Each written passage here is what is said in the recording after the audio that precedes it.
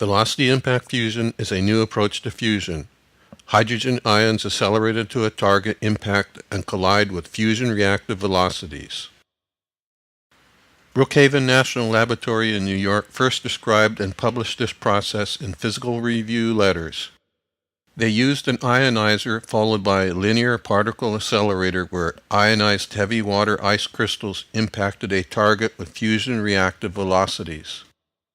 Lawrence Livermore Laboratory in Berkeley further developed the process to a concentric DC particle accelerator and received a patent proving velocity impact fusion. Fusion reactive gases are ionized by radial frequency electric fields in a peripheral ionization chamber. A perforated ground plane plate permits positive ions to enter the central particle accelerator as their freed electrons are captured by this ground plane. A central impact target is highly negatively charged with relation to the ground plane.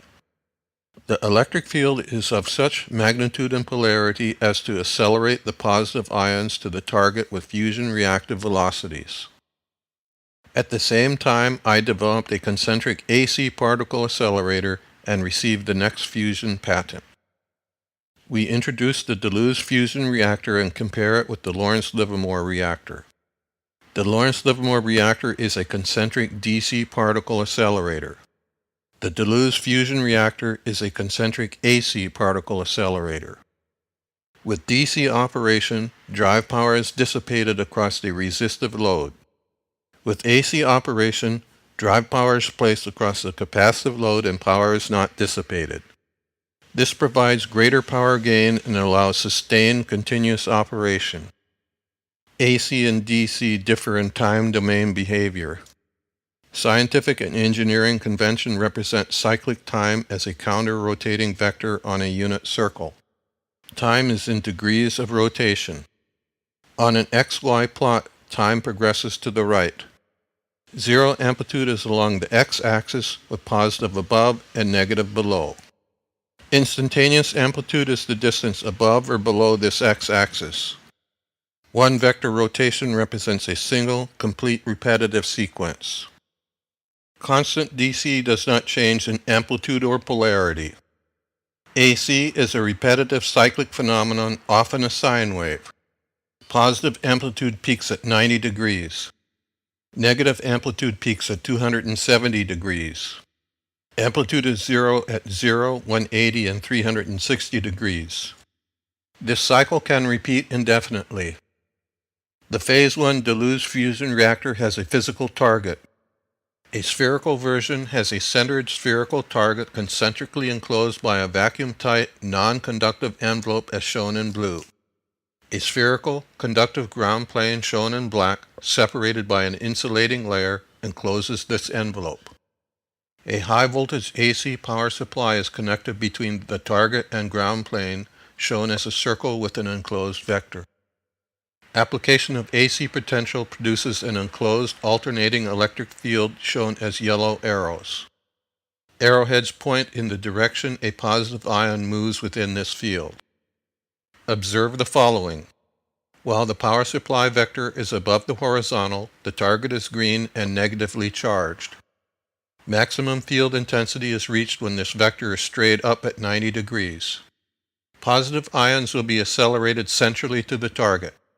While the power supply vector is below the horizontal, the target is red and positively charged. Maximum field intensity is reached when this vector is straight down at 270 degrees. Positive ions will be accelerated outward to the reactor envelope. Starting with the AC vector at 0 degrees, we progress stepwise through a complete sequence. As the AC rotates from 0, the initial small electric field results in polarization. Polar hydrogen atoms align along radial axis from the central target with their electronegative poles pointing outward towards the ground plane. Ionization occurs as the increasing electric field progressively increases the proton-electron bond length till it breaks. With the proton having 1800 times the mass of the electron, electrons accelerate 1800 times faster, quickly reaching the reactor envelope. On capture, they define a conductor which forms the inner plates of a capacitive voltage divider. Applied voltage concentrates across this inner, smaller capacitor. With 200,000 volts applied, 150,000 volts will concentrate centrally, forming the acceleration potential. At this point in the time domain, conditions within our reactor are exactly the same as within the Lawrence-Livermore reactor. Enclosed positive ions are bound peripherally with a positive charge and centrally with a negative charge. Ions accelerate to the target with fusion reactive velocities in both cases. After fusion, ions are now helium.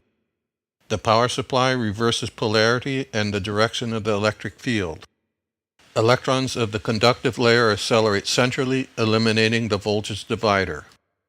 Positive ions accelerate outward, recombining with electrons, forming neutral helium gas. Helium waste gas, represented by gray smoke, is exhausted. Pink gas, representing randomly oriented and placed dipole hydrogen atoms as fuel, is introduced. The AC finishes its cycle, operation has come a complete circle, and the process is ready to repeat.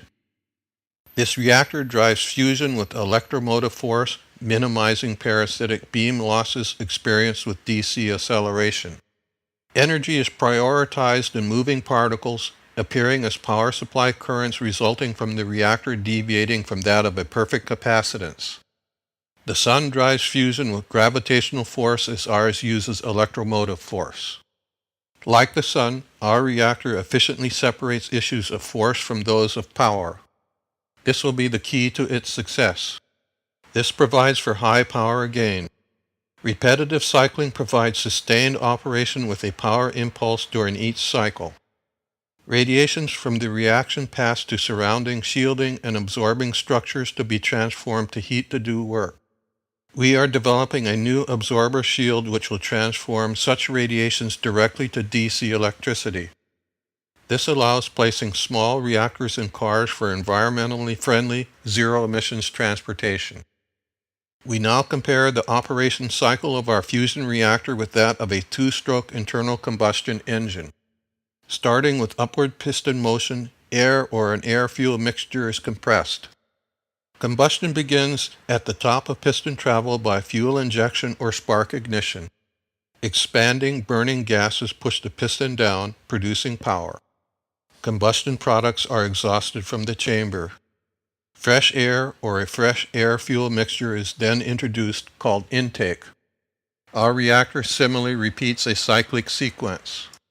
Starting with the AC vector at 0, the reactor goes through polarization, ionization, and inward particle acceleration. With the AC vector approximating 180 degrees, fusion reactions due to particle collisions occur. Power is released from the reactor rapidly as radiations transmitted to surrounding absorbing structures where they are transformed to heat to do work. Ions and electrons now move in opposite directions, recombining to neutral helium gas and are extracted. New fuel, hydrogen gas, is introduced as intake. This cycle is controlled by the electrical rotation of the applied electromotive force, creating a reciprocating electric field within the reactor. Our reactor will power a pressurized water reactor power plant. A conventional nuclear plant has a fission reactor within a reactor vessel indicated by its control rods. In a fusion power plant, our fusion reactor replaces the fission reactor, shown as a flashing sphere within a pressurized water reactor vessel. All remaining processes are unchanged. High-pressure water circulates around the reactor, absorbing emitted radiations, transforming them to heat. This heated water now circulates through a steam generator, producing steam to power a turbo generator. Cooling water circulates through a condenser, precipitating spent steam for reuse. Generated electricity is distributed to customers. For the entire year of 2010, the U.S. produced about 3,886 million megawatt-hours of electricity. This would require burning 1,943 million tons of coal or 9,715 million barrels of oil. Our fusion reactors allow replacing all of this fuel with only 195,000 gallons of water that amount in 10 16-foot by 32-foot backyard swimming pools. All this electricity could be produced with no carbon dioxide emissions or dangerous radioactive wastes. We have the design of an innovative radiation to DC electricity transformer shown enclosing a compressed toroidal reactor running aneutronic fusion reactions. All radiations transform directly to DC electricity and charge a battery. A 2 by 2.5 by 3.5 foot box produces 80 kilowatts, 106 horsepower of electricity.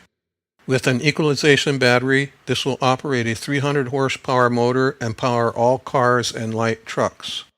A 3-foot cube produces 300 kilowatts, sufficient power for a city bus or semi-truck. A power controller and electronics operates the motor, all other functions of the car, and controls the reactor.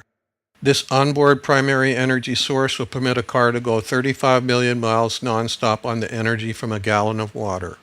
A city bus or semi-truck will go about 8 million miles on the same amount of fuel. Truly zero emissions. All reactor wastes are stored in an exhaust tank for later processing and reuse. We have the design of an innovative fusion-powered jet engine. This engine uses 2 helically intercoiled reactors. Each reactor, complete with its own fuel, exhaust, control system, and power supply, is independently capable of operating this engine at full power. This dual nature provides the extreme reliability needed for aircraft. Cold air is compressed by a compressor fan and directed through and around the intercoiled reactors and radiation absorbers. The energy of fusion heats this air, which is ejected as jet thrust via the exhaust nozzle. Nothing is added to the air but heat energy. The energy differential between inlet and outlet air streams provides thrust by the jet principle. All reactor wastes are stored in an exhaust tank for later processing and reuse. There are no CO2 or other waste emissions. This provides truly zero emissions air travel.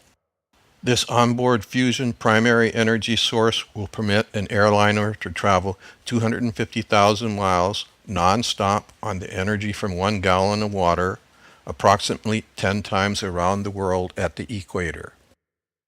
Thank you for watching our presentation. Please visit our website at fusionenergysolutions.net.